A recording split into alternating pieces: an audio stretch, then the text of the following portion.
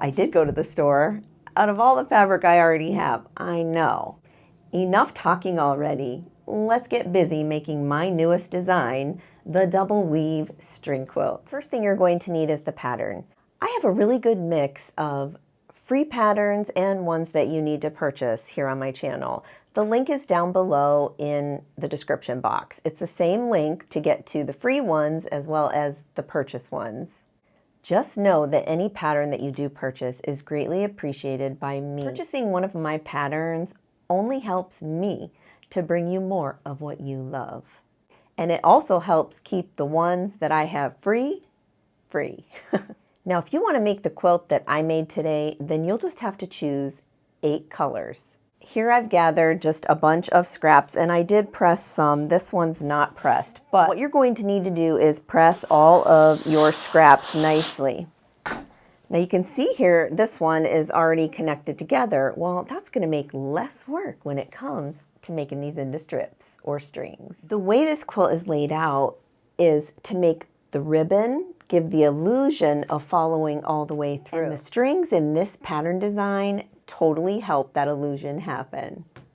Because you have this elongated strip here, it makes the eye go long instead of short and stubby. So we just need to be mindful of that when we go to cut our strips or strings.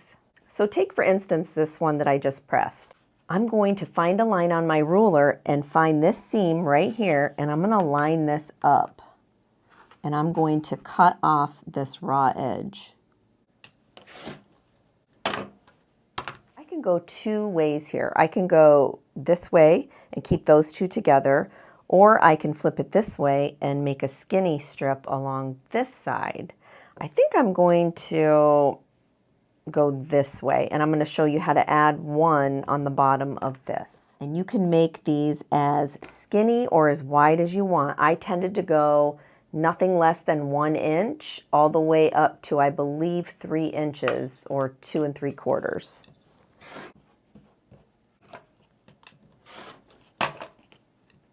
So then I'm just going to take this scrap right here and I'm going to add it on the bottom here of this one. And then I'm just going to sew them together. Go ahead and press that seam out. Now I'm going to trim this off, and I can already tell that this is coming in a little bit, so I'm going to even have to cut off more there because I didn't sew it straight probably.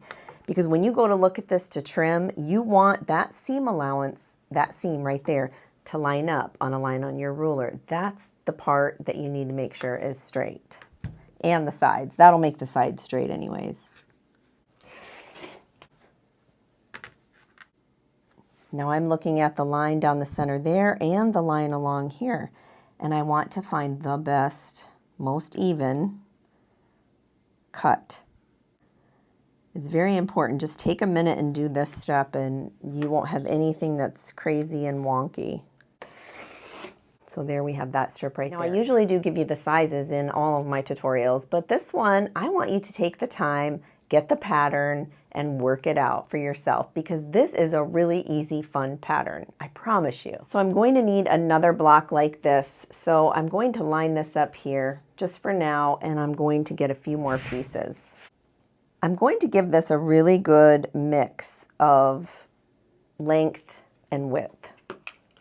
So this one, I think I'm going to go 2 1/4 on this little lattice piece. And line it up on either side. This way, if you get an approximate, length there, you can kind of mix and match them up to see what looks good next to each other. Here's one already ready to go that's sewn together. And a lot of my scraps, you can find stuff like that. So this one I think I'm going to make a little bit skinnier though. I'm going to do this one about 1 1/2.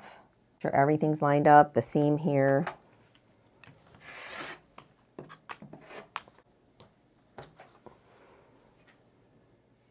I want you to notice here too, like if you have this shade of purple, so to speak, and then this one, they should be opposite each other. Because watch when I put this like this. that really doesn't go, and these are too similar of purples, and these are definitely too similar of purples. So we're going to definitely want to turn that like so, that particular strip. I think we need a light one in here, or a lighter one. I try to alternate between light and dark just to give it some contrast. I think for this one I'm going to go 2.5.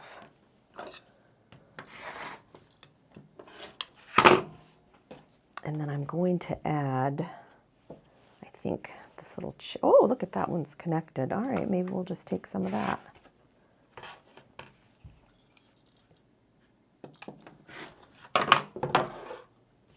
This one is wider than this one, but that's okay. We're still going to connect them and see what looks good. Hopefully you can see here. You want to see what looks good, the light, the dark, and the light, because if you went like this, that would be two lights next to each other, and you really want to mix it up.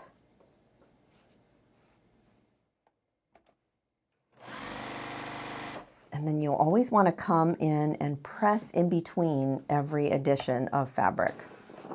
And then you'll come over here and trim these off to meet this one. I'm checking here this line and this line. And this one is longer than what I need, but that's okay, because we're just preparing it, getting it ready, and we can cut off the excess later. So let me put this one up here so you can kind of see that.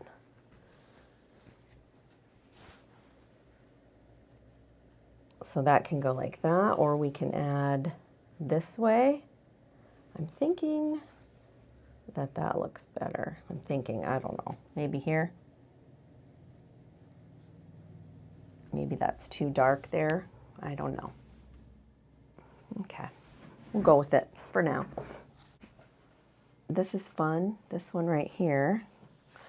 I think we'll go ahead and just add this to this one here.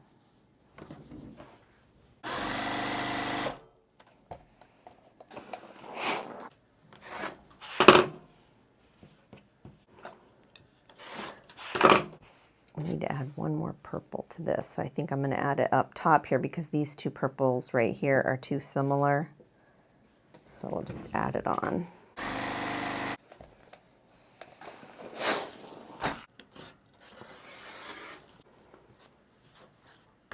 The reason I don't cut this off right away is because I never know if I want to add this more toward the center of the block, you know what I mean, or go the other way.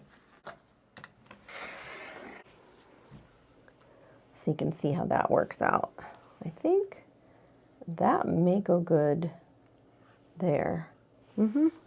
Let's get that cut off, just so it's not so heavy here.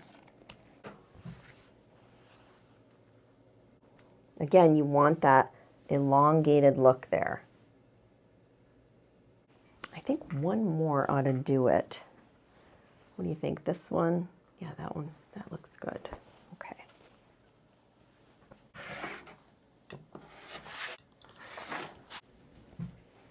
Yeah, that looks good, right? Okay, so now I'm just going to grab this, plop it over, and just sew a 1/4 inch seam all the way down. I'm telling you, strips and strings, they are so easy. This is like one of the most fulfilling quilts that you'll make this year, trust me.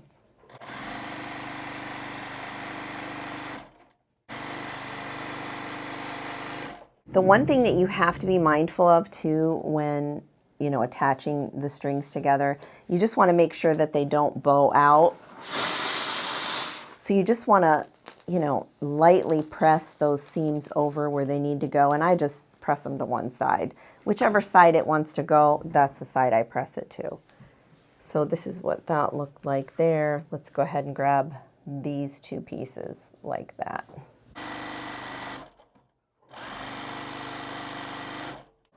I'm going to go ahead and cut this excess off. Was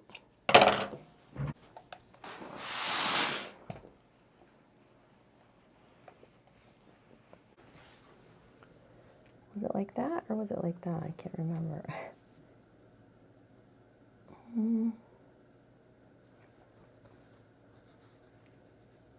I think it was like that.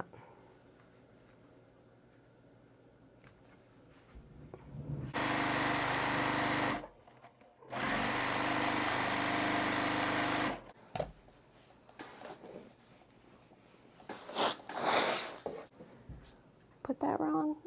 No.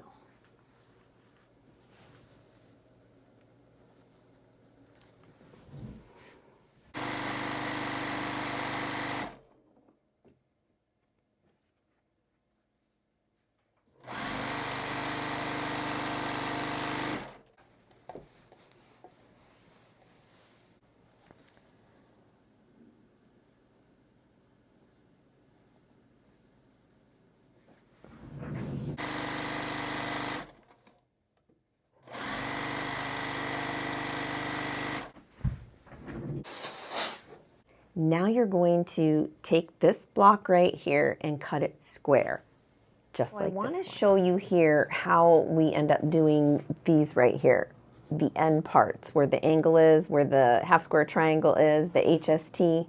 I cut a longer strip in the size required on the pattern, and then I kind of gradually go down, making different widths. This is where things may get a bit tricky in this pattern, but really, I'm telling you friends, it's not tricky at all. Just if you pay attention to this one little part.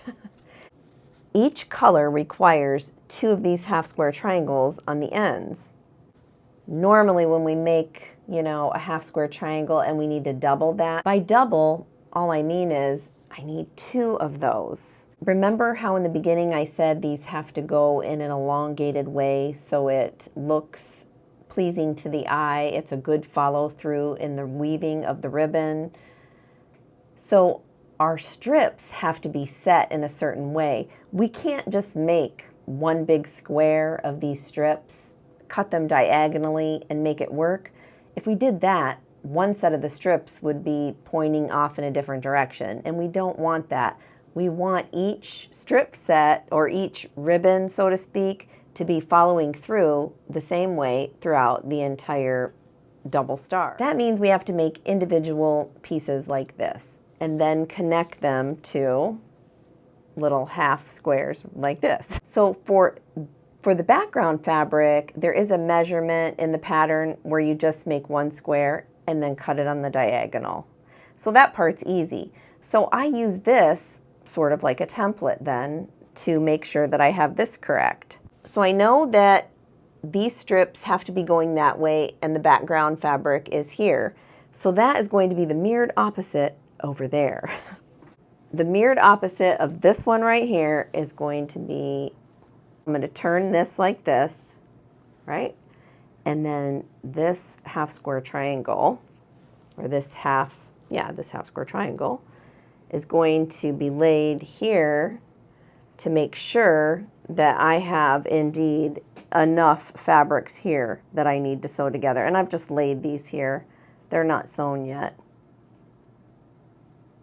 So I'm going to lay this out and I'm going to get it close up right along here so where I don't see any gaps in the fabric. This one right here is going to be the mirrored image of this one here on the right, once I get them all sewn together. All 8 colors are going to be that way. So you're going to have to individually make those, but it's not hard, trust me.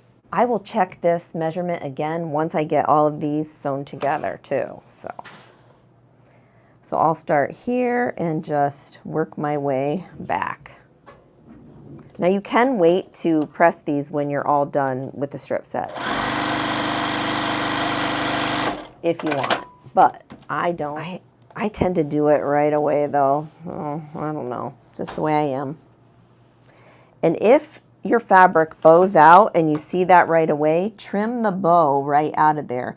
Strips have a tendency to do that if they're cut on the bias or the cross grain. If you cut them on grain straight down on the fabric, there is no stretch and you won't have any problems. But that one happened to be, must be on the cross grain.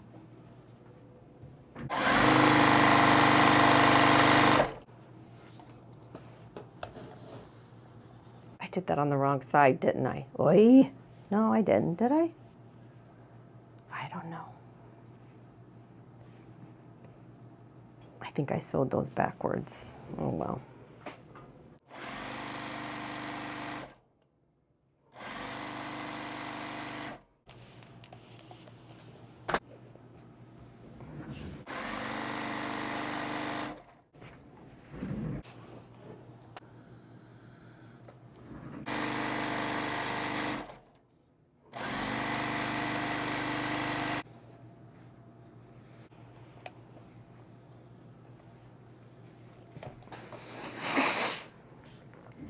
So here's what it looks like all sewn up, and I'm going to go ahead and recheck this. I've already allotted for some room to cut in these triangles right here.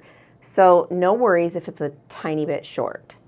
So how I'm going to check this is I know that the long goes there and this is supposed to set like this, right?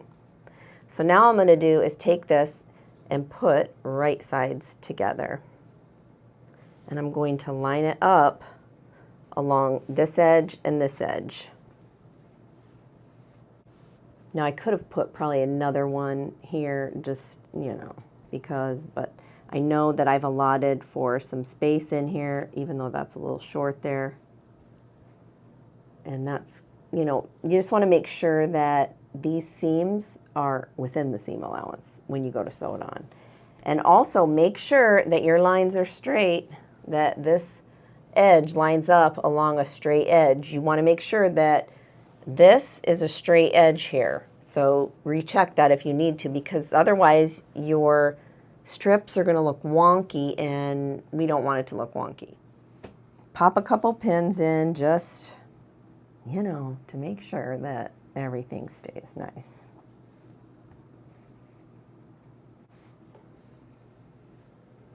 So that's what that looks like, and then you're going to sew a 1/4 inch from this diagonal top where this is cut all the way down to here.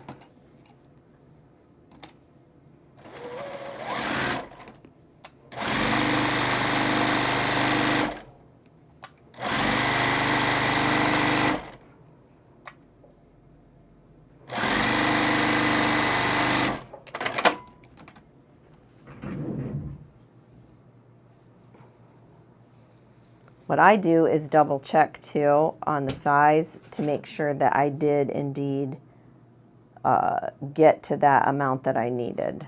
And I think I did here. Yes. So we're just going to trim this edge off here.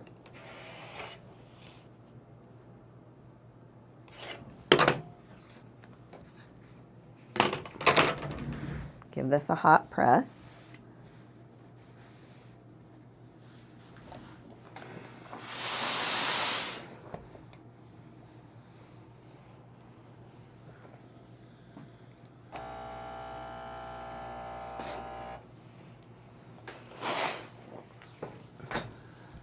Cut this block square to what the measurements are on the pattern. So here I wanted to show you on this block, you see how these are close together here. I don't want those two like that. So I'm simply going to trade out this one for this one. And you're probably wondering why the space is here, because those are where the other ribbon colors go. Some of you might be wondering, why did I stop and put these in here and not make just one whole strip? Well, you can if you want to, but I don't recommend it because of this right here. When we go to attach these together, this particular block here is going to be actually sewn to this purple block. In order to keep things simple, we made this into an HST. So all we had to do was just add this one on. So these two going together here will give that illusion of all these different blocks in here. So when it comes to here, we have that same follow-through idea in these blocks. It's going to be totally random, and no one's going to be able to say, oh, hey, that cuts off right there or whatever. So if we ended up taking one fabric, say one all-purple fabric of the same, we would be able to see that right there, that seam, and I don't want to see that seam. So that's why we did them all in strings. So I hope that part makes sense.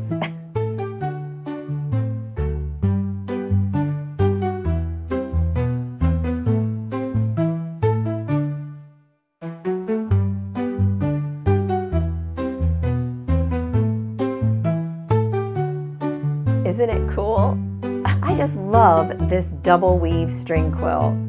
I have to sew all this together because it's going to fall off eventually, so I want to make sure that I get it all sewn up. What makes this so unique is that it's set on point, right? Because we have this going this way, but I put it together this way. So that way I could keep everything aligned properly in my brain and on my paper and all that, because you can get confused real quick. So imagine this turned not on point. Then all you're going to do is just connect the rows. It's that easy, friends. Now there are setting triangles in all these spots, and I will show you all that. It's so easy. I mean, it's just still connecting them right in a row, just like you would if it was a regular block. Oh yeah, I love this quilt already, and it ain't even done. So in the pattern, after you've connected all of the center portion of this double weave star made of strings, I then tell you to turn it on point. What I did was construct this star not on point, so that way it was visually non-chaotic. So then in the pattern, I have you turn it after you get to this point on point, so that way we can work the corners out. Next, we're going to put the 4 corners on this quilt. Here's the orange half square triangle here, and here is 2 setting triangles. This is super easy to put on this quilt. Please don't think that it's hard, because it's totally not. These setting triangles, they're just triangles, and all you're gonna do is sew a straight line. So the first thing you're going to do is to put your half square triangle there, and I show you in the pattern too how to set the entire corner up for success. Then you're going to just take this half square triangle here, the background one, flip it over to here, right sides together, and how you're going to line these up is with the corner of this right here. You will have overhang here, and you'll have overhang up here on the top. I put a lot of extra cushion with this hangover in here because I know a lot of times we all sew a different seam allowance, so there's enough cushion in there for all of us. So then you're simply going to take it and sew a 1/4 inch seam allowance. Make sure that it's all straight up with that corner, and let that other overhang and do its thing. Go ahead and push this out and give it a good press. If any of you have questions about my Laura star right here, I have a link down in the description box that explains it all. This is by far the best iron I've ever had in my household. It's just not for quilting, it's for just in general as the best iron ever. I am extremely pleased with my Laura star, I have to admit. So once you have this connected here, sorry that this is orange and that's orange, but that's the one I chose for today. I didn't even think about it. So now you're going to add this setting triangle here, and you're just going to flip this down, and you're going to meet this corner up. And again, you're going to have hang over here and hang over here. I'll talk about this dog ear here in a sec after I get this on. Make sure that you grab the right side too to sew, because I have had to unpick a couple times in this project. They can get a little confusing as to which angle you sew on because you have 2 angles here. So there's that dog ear right here sticking up. We're simply going to cut that off. And then you're going to push that triangle up and over and give that a good hot press. And there is one side to this piece right here. So I put this piece right here because that's where it goes, just so it's out of my way here. And I'm going to go ahead and do the other triangle.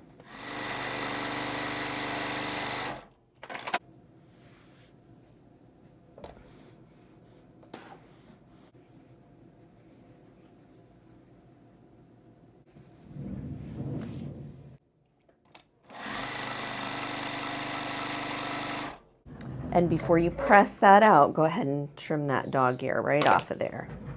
And then push up the background and then just press it out.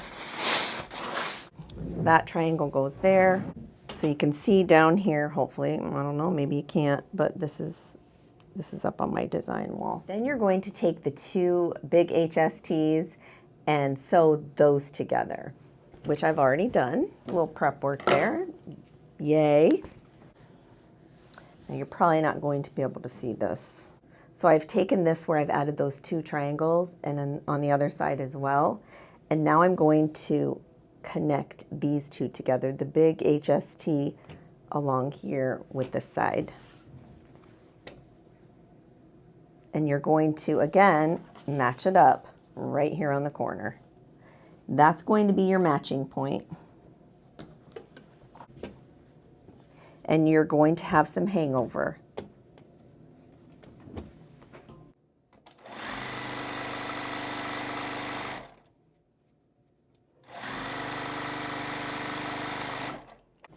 Push this one out. Give it a good finger press for now. Grab this side and connect this to this. Flip it over.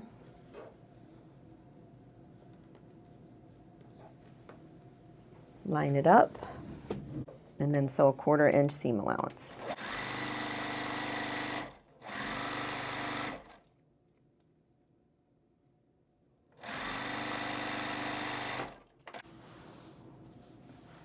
Push that out, give it a hot press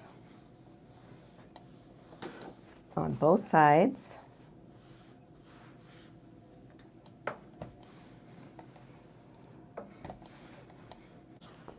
And this is what you should have so far as one of the corners. Next, you're going to grab that really big triangle. You're going to lay this big triangle right along this edge right here, right above the 2 larger HSTs. You're going to line it up center. And for this one, we are going to pop some pins in because we have a bias edge here in that triangle. On a bias edge, things tend to stretch. So we're just going to pop a few pins in here just to, you know, help us out. So I'm pinning this backwards too, or upside down rather. Actually, I want the pins on the other side. This is a major tip for you that I'm about to give you right now. Since this is a bias side, I've not only pinned it, but I'm going to lay the bias side down where my feed dogs can grab it. What that's going to do is help to grab this stretchy bias edge into the machine nice and steadily and firmly rather than it being on top. So what you're going to do is come all the way to the edge here, the top, and then you're just going to sew your 1/4 inch like normal with that bias side down. Now, I don't always do that, but when I think of it, I do.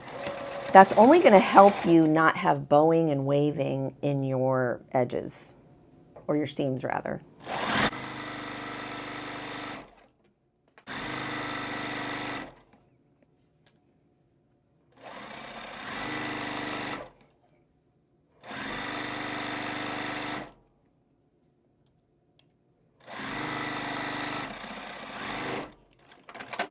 I want you to notice here too that you have these big dog ears right here, and those need to be cut out for bulk.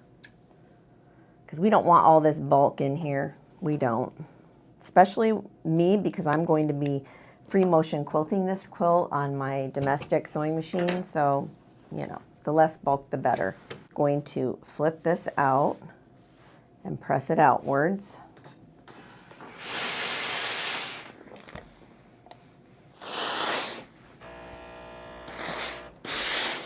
So here is the corner of this down here. Now let's see if I can push my table out so you can get a good look.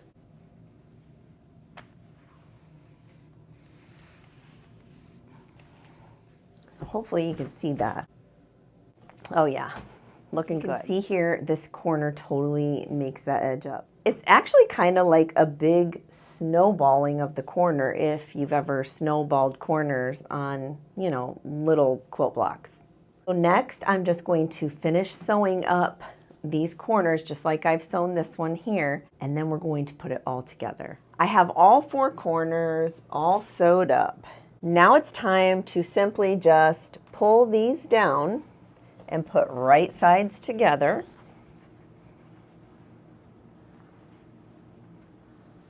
Line everything up nicely, and we will pop some pins in here, of course. because we don't, you know, want things to be off, right? So you're just going to line up everything at the seams where each block, you know, connects.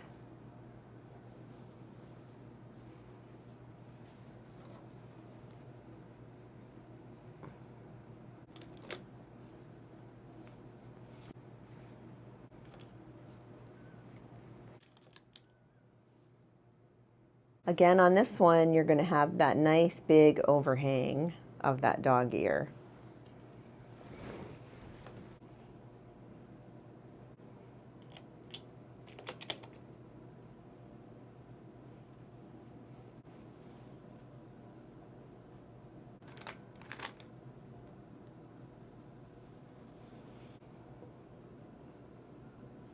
Same thing over here. Nice overhang. A tip here, when this gets too big for you, you're just going to go ahead and take the rest of it and just fold it up. I had never thought of that myself, but I've seen others do it. So yeah, I like that tip. I love a good tip. There's no doubt about it. Now you're just going to sew that 1/4 inch seam allowance all the way down, connecting that corner on there.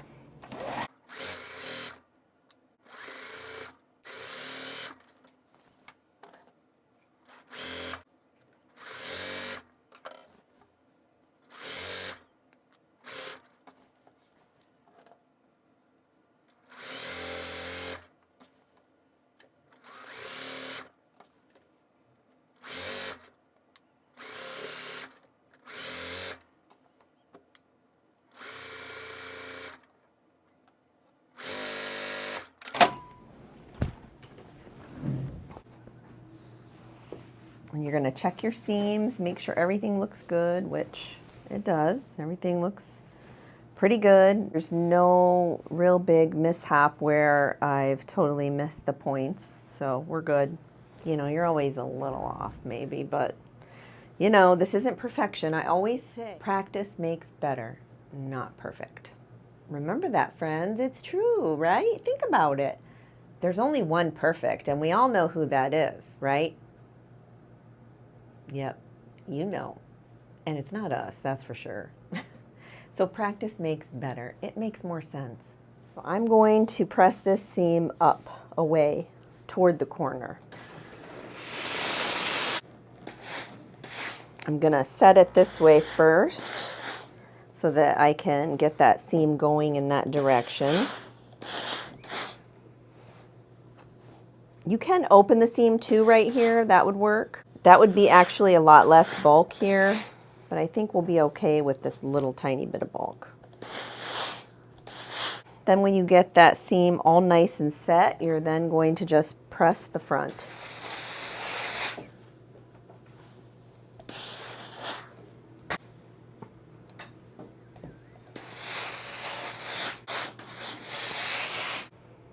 So there's that.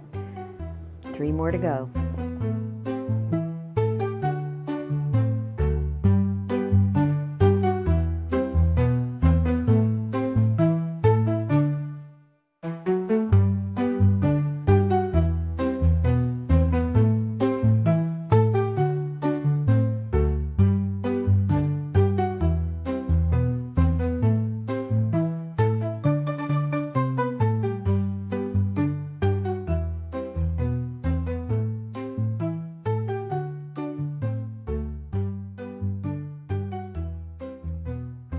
The star itself measures approximately 58 inches by 58 inches square.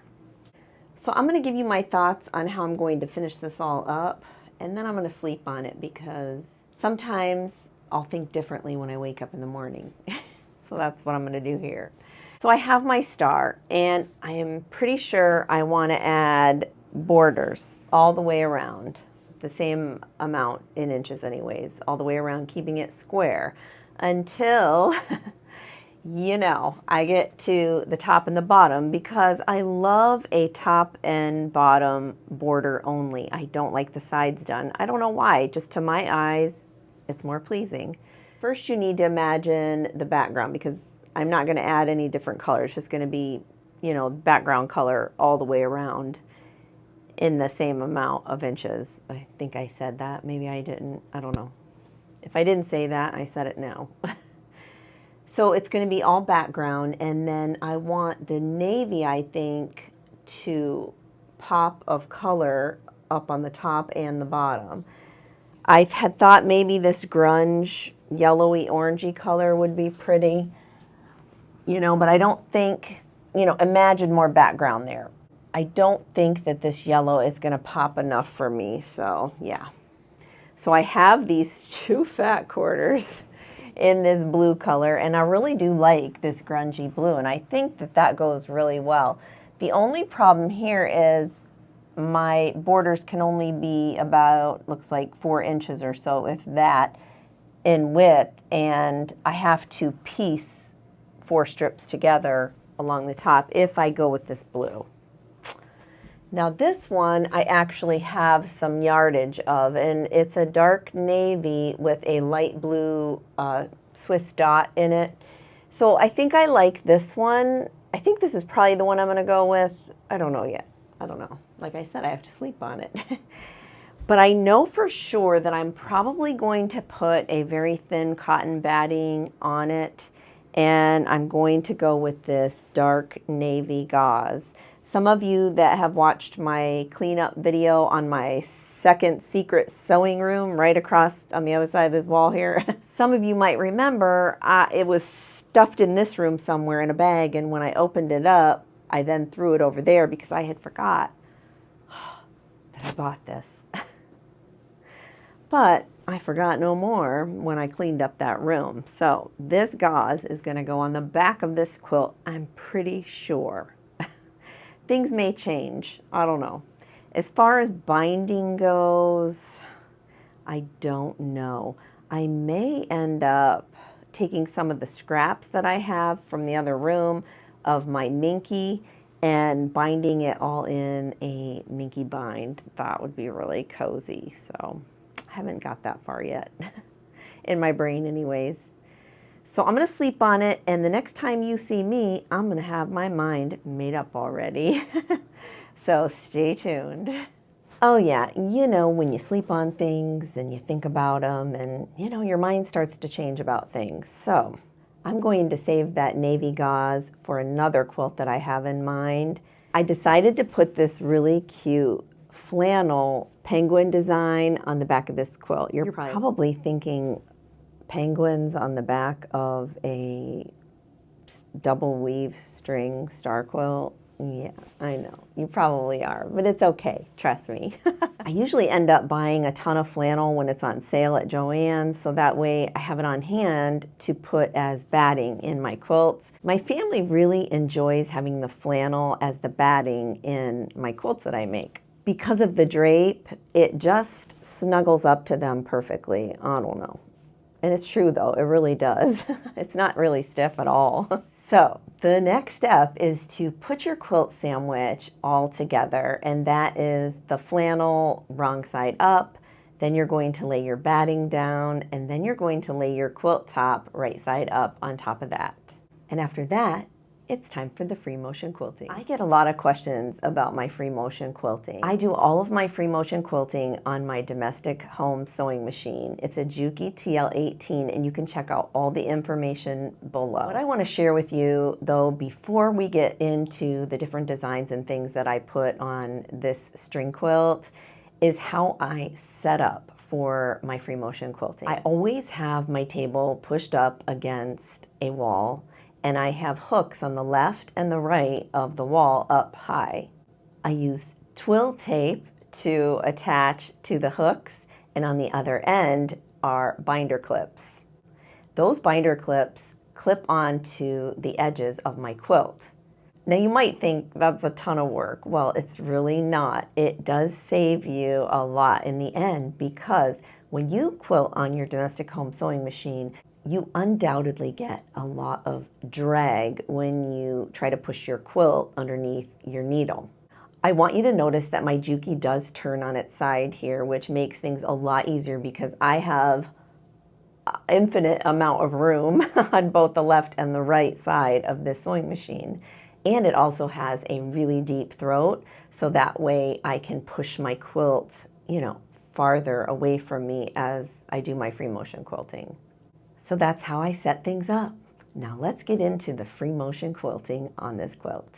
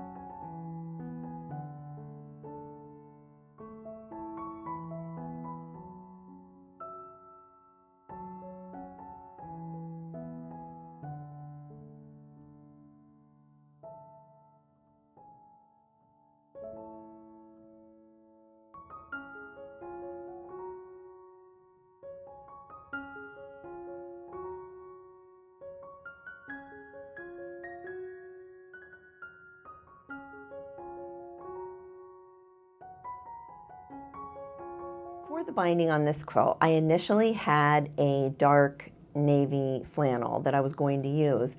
Well, I ended up slicing it up 2.5-inch strips, and I was shy a whole extra like 30 inches or something.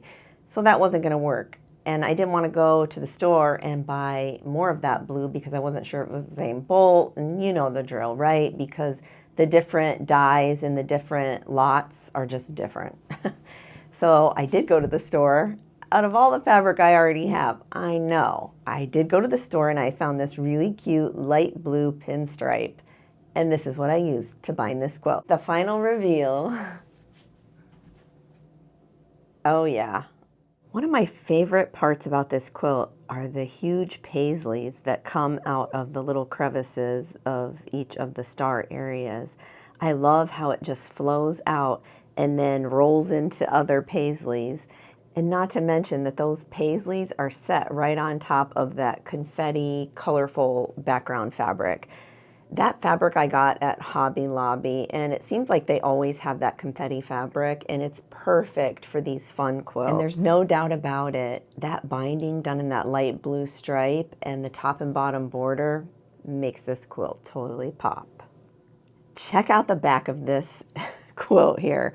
Look at those lines. It looks like a big X as you're looking at it from the back, and all those little tiny details within those blocks of the ribbon weaving look so cool on the back of this quilt. I just absolutely love it. Look how it just pops on that flannel too. Do you love learning about quilting just as much as I do? If you do, I've hand-picked some videos just for you. Go ahead, click on one of them, and I'll see you in the next video.